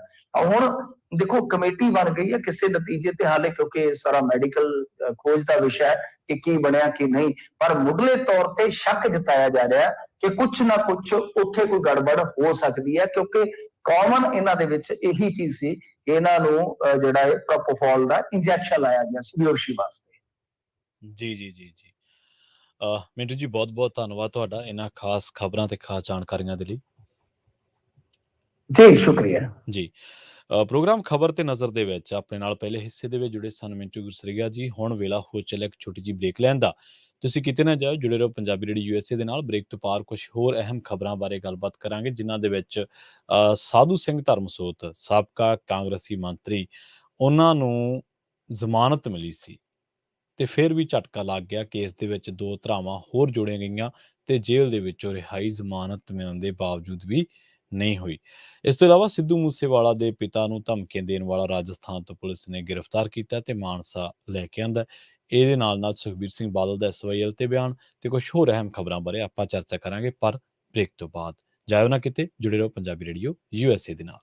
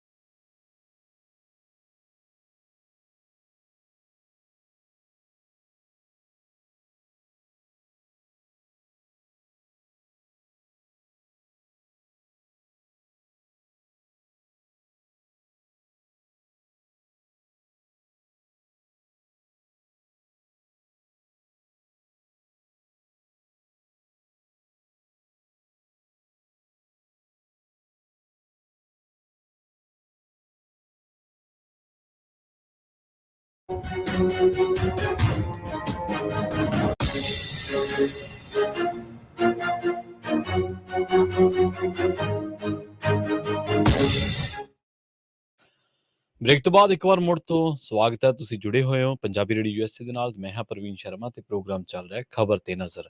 ਖਬਰ ਤੇ ਨਜ਼ਰ ਪ੍ਰੋਗਰਾਮ ਦੇ ਇਸ ਹਿੱਸੇ ਦੇ ਵਿੱਚ ਕੁਝ ਹੋਰ ਅਹਿਮ ਖਬਰਾਂ ਬਾਰੇ ਗੱਲਬਾਤ ਕਰਦੇ ਹਾਂ। ਮਾਨਸਾ ਦੇ ਐਸਐਸਪੀ ਗੌਰਵ ਤੁਰਾ ਨੇ ਇਹ ਗੱਲ ਦੱਸੀ ਹੈ ਕਿ ਮਰਹੂਮ ਪੰਜਾਬੀ ਗਾਇਕ ਸਿੱਧੂ ਮੂਸੇਵਾਲਾ ਦੇ ਪਿਤਾ ਬਲਕੌਰ ਸਿੰਘ ਸਿੱਧੂ ਨੂੰ ਬਿਸ਼ਨੋਈ ਗੈਂਗ ਵੱਲੋਂ ਈਮੇਲ ਦੇ ਰਾਹੀਂ ਜਾਨੋਂ ਮਾਰਨ ਦੀਆਂ ਧਮਕੀਆਂ ਦੇਣ ਵਾਲੇ ਨੌਜਵਾਨ ਨੂੰ ਰਾਜਸਥਾਨ ਤੋਂ ਕਾਬੂ ਕਰ ਲਿਆ ਤੇ ਮਾਨਸਾ ਲੈ ਕੇ ਆਂਦਾ ਗਿਆ। ਮਾਨਸਾ ਪੁਲਿਸ ਨੇ ਮਹੀਪਾਲ ਵਾਸੀ ਕਾਕਲੇਵ ਫਿਟਕਾਸੀ ਜ਼ਿਲ੍ਹਾ ਜੋਧਪੁਰ ਨੂੰ ਗ੍ਰਿਫਤਾਰ ਕੀਤਾ ਤੇ ਉਹ ਤੋਂ 2 ਮੋਬਾਈਲ ਫੋਨ ਵੀ ਬਰਾਮਦ ਕੀਤੇ ਨੇ ਜਿਹੜੇ ਉਹਨੇ ਵਰਤੇ ਨੇ। ਇਹਨੇ ਏਜੇ ਬਿਸ਼ਨੋਈ ਨਾਮ ਤੋਂ ਇੰਸਟਾਗ੍ਰਾਮ ਤੇ ਆਈਡੀ ਬਣਾਈ ਸੀ ਅਤੇ ਇਹ ਮੁਲਜ਼ਮ ਸੋਪੂ ਗਰੁੱਪ ਨੂੰ ਫਾਲੋ ਕਰਦਾ ਹੈ। ਉਸਨੇ ਸੋਸ਼ਲ ਮੀਡੀਆ ਤੇ ਮਸ਼ਹੂਰ ਹੋਣ ਦੇ ਲਈ ਅਤੇ ਇੰਸਟਾਗ੍ਰਾਮ ਤੇ ਆਪਣੇ ਫਾਲੋਅਰ ਵਧਾਉਣ ਦੇ ਲਈ ਇਹ ਪੋਸਟ ਪਾਈ ਹੋਣ ਬਾਰੇ ਪਤਾ ਲੱਗਿਆ। ਉਹਨਾਂ ਕਿਹਾ ਕਿ ਮੁਕੱਦਮੇ ਦੀ ਵਿਗਿਆਨਕ ਤਰੀਕੇ ਨਾਲ ਤਫਤੀਸ਼ ਕਰਕੇ ਜੇ ਕਿਸੇ ਹੋਰ ਦੀ ਸ਼ਮੂਲੀਅਤ ਸਾਹਮਣੇ ਆਈ ਤਾਂ ਉਸ ਦੇ ਖਿਲਾਫ ਸਖਤ ਕਾਨੂੰਨੀ ਕਾਰਵਾਈ ਕੀਤੀ ਜਾਵੇਗੀ। ਸੋ ਇਹ ਵੀ ਇੱਕ ਯੰਗਸਟਰ ਦੇ ਵਿੱਚ, ਖਾਸ ਕਰਕੇ ਜਿਹੜੇ ਗੈਂਗਸਟਰਾਂ ਤੋਂ ਪ੍ਰਭਾਵਿਤ ਨੇ, ਉਹਨਾਂ ਦੇ ਵਿੱਚ ਇੱਕ ਰੁਝਾਨ ਚੱਲ ਪਿਆ। ਆਪਾਂ ਦੇਖਿਆ ਪਿਛਲੇ ਦਿਨੀ ਗੁਜਰਾਤ ਤੋਂ ਫਿਰੌਤੀ ਦੀਆਂ ਧਮਕੀਆਂ ਆਈਆਂ ਲੋਕਾਂ ਨੂੰ। ਹੁਣ ਵਿੱਚ ਕੱਲ੍ਹ ਪਰਸੋਂ ਖਬਰ ਆਈ ਸੀਗੀ ਕਿ ਐਨਆਰਆਈਜ਼ ਨੂੰ ਹੁਣ ਗੈਂਗਸਟਰ ਜਿਹੜੇ ਆ ਨਿਸ਼ਾਨਾ ਬਣਾ ਰਹੇ ਆ। ਤਾਂ ਇਹ ਦੇਖੋ, ਇਹ ਕ੍ਰਾਈਮ ਤਾਂ ਦੁਨੀਆ ਦੇ ਵਿੱਚ ਹੋ ਹੀ ਰਿਹਾ, ਪਰ ਕੁਝ ਜਿਹੜੇ ਸ਼ਰਾਰਤੀ ਅਨਸਰ ਨੇ ਉਹ ਬੇਸ਼ੱਕ ਕ੍ਰਾਈਮ ਕਰਨ ਨਾ ਕਰਨ, ਪਰ ਕ੍ਰਾਈਮ ਦੇ ਜ਼ਰੀਏ ਕ੍ਰਾਈਮ ਦਾ ਹੀ ਆੜ ਲੈ ਕੇ, ਉਹਦੀ ਸ਼ੀਲਡ ਲੈ ਕੇ ਉਹ ਉਹਨਾਂ ਤਰੀਕਿਆਂ ਨਾਲ ਕਈ ਹੋਰ ਵਾਰਦਾਤਾਂ ਨੂੰ ਅੰਜਾਮ ਦਿੰਦੇ ਰਹਿੰਦੇ ਨੇ। ਜਾਂ ਫਿਰ ਕਈਆਂ ਦੇ ਵਿੱਚ ਫੇਮ ਦੀ ਭੁੱਖ, ਕਈ ਪੈਸੇ, ਜਿਵੇਂ ਹੁਣ ਫਿਰੌਤੀ ਦੀਆਂ ਗੱਲਾਂ, ਗੁਜਰਾਤ ਤੋਂ ਰਾਜਸਥਾਨ ਤੋਂ ਲੋਕਾਂ ਨੂੰ ਧਮਕੀਆਂ ਆਈਆਂ। ਕੋਈ ਕਹਿੰਦਾ ਮੈਂ ਗੋਲਡੀ ਬਰਾੜ ਬੋਲਦਾ, ਕੋਈ ਕਹਿੰਦਾ ਮੈਂ ਲਾਰੈਂਸ ਬਿਸ਼ਨੋਈ ਦਾ ਬੰਦਾ ਬੋਲਦਾ, ਕੋਈ ਕਹਿੰਦਾ ਮੈਂ ਜੱਗੂ ਭਗਵਾਨਪੁਰੀਆ। ਸੋ ਇਸ ਤਰੀਕੇ ਨਾਲ ਇਹੋ ਜਿਹੇ ਕਈ ਲੋਕ ਜਿਹੜੇ ਆ ਮੌਕੇ ਦਾ ਫਾਇਦਾ ਵੀ ਚੱਕ ਲੈਂਦੇ ਨੇ। ਪਰ ਇਹ ਜਿਹੜੀਆਂ ਤਫਤੀਸ਼ਾਂ ਨੇ ਪੁਲਿਸ ਦੀਆਂ, ਇਹ ਥੋੜ੍ਹੀਆਂ ਜਿਹੀਆਂ ਸਲਾਉਣਯੋਗ ਹੈ ਕਿ ਇਹੋ ਜਿਹੇ ਬੰਦਿਆਂ ਨੂੰ ਦਬੋਚਣਾ ਹੀ ਚੰਗਾ, ਨਹੀਂ ਤਾਂ ਉਹ ਗਾਂਹ ਕਿਸੇ ਦਾ ਹੋਰ ਜਿਹੜਾ ਨੁਕਸਾਨ ਕਰਨਗੇ। ਇੰਸਟਾਗ੍ਰਾਮ ਤੇ ਫਾਲੋਅਰ ਵਧਾਉਣ ਦੇ ਲਈ ਮੂਸੇ ਵਾਲੇ ਦੇ ਪਿਤਾ ਨੂੰ ਵੀ ਧਮਕੀ ਦੇ ਦਿੱਤੀ। ਦੇਖ ਲਓ ਤੁਸੀਂ ਇਹਦੇ ਕਿੰਨਾ ਕੁ ਦਿਮਾਗ ਹੋਊਗਾ। ਜਿਹੜਾ ਬੰਦਾ ਪਹਿਲਾਂ ਹੀ ਦੁਖੀ ਹੈ ਵੀ ਮੇਰੇ ਇੰਸਟਾ ਤੇ ਫਾਲੋਅਰ ਵੱਧ ਜਾਣ, ਦੁਖੀ ਬੰਦਾ ਹੋਰ ਦੁਖੀ ਹੋ ਜਾਏ, ਕੋਈ ਚੱਕਰ ਨਹੀਂ। ਸੋ ਖੈਰ, ਹੁਣ ਪੰਜਾਬ ਪੁਲਿਸ ਥੋੜ੍ਹਾ ਜਿਹਾ ਵਧਾਊਗੀ ਫਾਲੋਅਰ ਇਹਦੇ ਇੰਸਟਾਗ੍ਰਾਮ ਦੇ ਵੀ ਤੇ ਇਹਦੇ ਆਸੇ-ਪਾਸੇ ਪਿੰਡਾਂ ਦੇ ਵਿੱਚ ਵੀ। ਗੱਲ ਕਰਦੇ ਹਾਂ ਸਾਬਕਾ ਕਾਂਗਰਸੀ ਮੰਤਰੀ ਸਾਧੂ ਸਿੰਘ ਧਰਮਸੋਤ ਦੀ। ਜ਼ਮਾਨਤ ਮਿਲ ਗਈ ਪਰ ਜੇਲ੍ਹ ਦੇ ਵਿੱਚੋਂ ਰਿਹਾਈ ਨਹੀਂ ਹੋਈ, ਰਿਹਾਈ ਲਟਕ ਗਈ। 2 ਦਿਨ ਪਹਿਲਾਂ ਪੰਜਾਬ ਤੇ ਹਰਿਆਣਾ ਹਾਈ ਕੋਰਟ ਤੋਂ ਉਹਨੂੰ ਰੈਗੂਲਰ ਜ਼ਮਾਨਤ ਮਿਲੀ ਸੀ। ਇਸ ਤੋਂ ਬਾਅਦ ਵੀ ਨਾਭਾ ਜੇਲ੍ਹ ਤੋਂ ਰਿਹਾ ਨਹੀਂ ਕੀਤਾ ਗਿਆ। ਜੇਲ੍ਹ ਪ੍ਰਬੰਧਕਾਂ ਦੀ ਦਲੀਲ ਇਹ ਹੈ ਕਿ ਸਰਕਾਰ ਤੋਂ ਜਾਣਕਾਰੀ ਮਿਲੀ ਹੈ ਕਿ ਧਰਮਸੋਤ ਤੇ ਦਰਜ ਕੇਸ ਦੇ ਵਿੱਚ ਨਵੀਆਂ ਧਾਰਾਵਾਂ ਜੋੜ ਦਿੱਤੀਆਂ ਗਈਆਂ। ਧਰਮਸੋਤ ਨੂੰ ਸਿਰਫ ਭ੍ਰਿਸ਼ਟਾਚਾਰ ਦੇ ਕੇਸ ਦੇ ਵਿੱਚ ਹੀ ਜ਼ਮਾਨਤ ਮਿਲੀ ਸੀ, ਇਸ ਦੇ ਲਈ ਉਹਨਾਂ ਨੂੰ ਰਿਹਾ ਨਹੀਂ ਕੀਤਾ ਜਾ ਸਕਦਾ। ਸਪਸ਼ਟ ਹੈ ਕਿ ਧਰਮਸੋਤ ਨੂੰ ਨਵੀਆਂ ਧਾਰਾਵਾਂ ਦੇ ਤਹਿਤ ਜ਼ਮਾਨਤ ਦੇ ਲਈ ਮੁੜ ਅਦਾਲਤ ਵਿੱਚ ਜਾਣਾ ਪਵੇਗਾ। ਸਾਧੂ ਸਿੰਘ ਧਰਮਸੋਤ ਨੂੰ ਵਿਜੀਲੈਂਸ ਬਿਊਰੋ ਨੇ 3 ਮਹੀਨੇ ਪਹਿਲਾਂ ਹੀ ਤੜਕੇ ਦਾ ਪਹਿਰ, ਜਿਹੜਾ ਪੌ ਫਟਾਲੇ ਤੋਂ ਪਹਿਲਾਂ ਗੁਰਦਿਆਲ ਸਿੰਘ ਜੀ ਦਾ ਨਾਵਲ ਹੈ, ਪੜ੍ਹਨ ਵਾਲਾ ਨਾਵਲ ਹੈ ਜੇ ਮੈਂ ਗਲਤ ਨਾ ਹੋਵਾਂ ਤਾਂ, ਪੌ ਫਟਾਲੇ ਤੋਂ ਪਹਿਲਾਂ ਜਦੋਂ 4 ਕੁ ਵਜੇ ਦਾ ਟਾਈਮ ਹੁੰਦਾ, ਜਦੋਂ ਸੂਰਜ ਹਲੇ ਨਿਕਲਿਆ ਨਹੀਂ ਹੁੰਦਾ, ਉਹਨੂੰ ਪੌ ਫਟਾਲਾ ਕਹਿ ਦੇਈਦਾ। ਤਾਂ ਉਦੋਂ ਪਹਿਲਾਂ ਹੀ ਇਹਨੂੰ ਦਾਤਨ ਕੁਰਲਾ ਕਰਦੇ ਨੂੰ ਚੱਕ ਲਿਆ ਸੀਗਾ ਵਿਜੀਲੈਂਸ ਨੇ, ਭ੍ਰਿਸ਼ਟਾਚਾਰ ਦੇ ਇੱਕ ਮਾਮਲੇ ਦੇ ਵਿੱਚ। ਬਾਅਦ ਦੇ ਵਿੱਚ ਇਸੇ ਹੀ ਮਾਮਲੇ ਦੇ ਵਿੱਚ 420 ਜੋੜਤੀ, 467 ਲਾਤੀ ਤੇ 468 ਤੇ 471 ਵੀ ਜੋੜ ਦਿੱਤੀਆਂ ਗਈਆਂ। ਤੇ ਨਾਭਾ ਜੇਲ੍ਹ ਦੇ ਜਿਹੜੇ ਮੁਲਾਜ਼ਮ ਨੇ ਉਹ ਕਹਿੰਦੇ ਕਿ ਸਾਡੇ ਕੋਲੇ ਜਿਹੜੇ ਜ਼ਮਾਨਤ ਦੇ ਹੁਕਮ ਆ, ਉਹਨਾਂ ਧਾਰਾਵਾਂ ਦੇ ਵਿੱਚ ਜਿਹੜੀਆਂ ਲੱਗੀਆਂ, ਇਹਨਾਂ ਦੇ ਤਹਿਤ ਕੋਈ ਜ਼ਮਾਨਤ ਨਹੀਂ। ਤੇ ਉਹਨਾਂ ਨੂੰ ਜਦੋਂ ਪਤਾ ਲੱਗਿਆ, ਉਦੋਂ ਬਾਅਦ ਉਹਨਾਂ ਨੇ ਸਾਰੀ ਰੀਚੈਕਿੰਗ ਕੀਤੀ ਤੇ ਫਿਰ ਜਿਹੜੀ ਆ ਉਹ ਉਹਨਾਂ ਨੇ ਕਹਿ ਤਾ ਕਿ ਰਿਹਾਈ ਨਹੀਂ ਹੋ ਸਕਦੀ। ਜਿਹੜੀਆਂ ਹੋਰ ਧਾਰਾਵਾਂ ਲੱਗੀਆਂ ਉਹਦੇ ਵਿੱਚ ਵੀ ਰਿਹਾਈ ਜਿਹੜੀ ਤੁਹਾਨੂੰ ਲੈਣੀ ਪਊਗੀ। 85 ਦਿਨ ਹੋ ਗਏ ਸਾਧੂ ਸਿੰਘ ਧਰਮਸੋਤ ਨੂੰ ਜੇਲ੍ਹ ਦੇ ਵਿੱਚ, ਨਾਭਾ ਜੇਲ੍ਹ ਦੇ ਵਿੱਚ। ਤੇ ਇਹਦੇ ਤੇ ਦੋਸ਼ ਇਹ ਹੈ ਕਿ ਇਹਨੇ ਦਰਖਤ ਕੱਟਣ ਦੇ ਲਈ ਪਰਮਿਟ ਧਾਰਕਾਂ ਤੋਂ 500 ਰੁਪਈਆ ਇੱਕ ਦਰਖਤ ਦਾ ਲਿਆ। ਤੇ ਵਿਜੀਲੈਂਸ ਨੇ ਮੁੱਢਲੀ ਜਾਂਚ ਦੇ ਵਿੱਚ ਕਿਹਾ ਕਿ 2000 ਰੁਪਏ ਕਮਿਸ਼ਨ ਲੈਣ ਦਾ ਦੋਸ਼ ਹੈ। ਪਰ ਹਾਈ ਕੋਰਟ ਦੇ ਵਿੱਚ ਜ਼ਮਾਨਤ ਦੇ ਦੌਰਾਨ ਕੋਈ ਵੀ ਪਰਮਿਟ ਧਾਰਕ ਕਮਿਸ਼ਨ ਤੇ ਗਵਾਹੀ ਦੇਣ ਨਹੀਂ ਆਇਆ, ਜਿਸ ਤੋਂ ਬਾਅਦ ਉਹਨੂੰ ਜ਼ਮਾਨਤ ਜਿਹੜੀ ਆ ਉਹ ਮਿਲ ਗਈ। ਦੇਖੋ ਤੁਸੀਂ, ਸਾਡੇ ਲੀਡਰ ਜਿਨ੍ਹਾਂ ਨੂੰ ਅਸੀਂ ਚੁਣ ਕੇ ਭੇਜਿਆ, ਜਿਨ੍ਹਾਂ ਨੂੰ ਅਸੀਂ ਗੱਡੀਆਂ ਦਿੱਤੀਆਂ, ਡਰਾਈਵਰ ਦਿੱਤੇ, ਤੇਲ ਦਿੱਤੇ, ਸਰਕਾਰੀ ਰਿਹਾਇਸ਼ਾਂ ਦਿੱਤੀਆਂ, ਟੈਲੀਫੋਨ ਦਾ ਬਿੱਲ ਦਿੱਤਾ, ਮਾਣ ਸਨਮਾਨ ਦਿੱਤਾ, ਉਹਨਾਂ ਦੇ ਗਲਾਂ ਦੇ ਵਿੱਚ ਹਾਰ ਪਾਏ, ਪਰ ਉਹਨਾਂ ਨੇ ਸਾਡੇ ਦਰਖਤ ਵੀ ਨਹੀਂ ਛੱਡੇ ਸਾਹ ਲੈਣ ਵਾਸਤੇ। 500 ਰੁਪਈਆ ਲਿਆ, ਜੇਬ 'ਚ ਪਾਇਆ ਤੇ ਕਹਿੰਦੇ ਚੱਕ ਦਿਓ, ਜਿੰਨੇ ਮਰਜ਼ੀ ਦਰਖਤ ਵੱਢ ਲਓ। ਸੋ ਇਹੋ ਜਿਹੀ ਲੁੱਟ ਮਚਾਈ ਹੈ ਇਹਨਾਂ ਲੀਡਰਾਂ ਨੇ। ਐਵੇਂ ਨਹੀਂ ਲੋਕਾਂ ਦੇ ਨੱਕੋਂ ਬੁੱਲੋਂ ਲਏ ਲੀਡਰ, ਐਵੇਂ ਨਹੀਂ।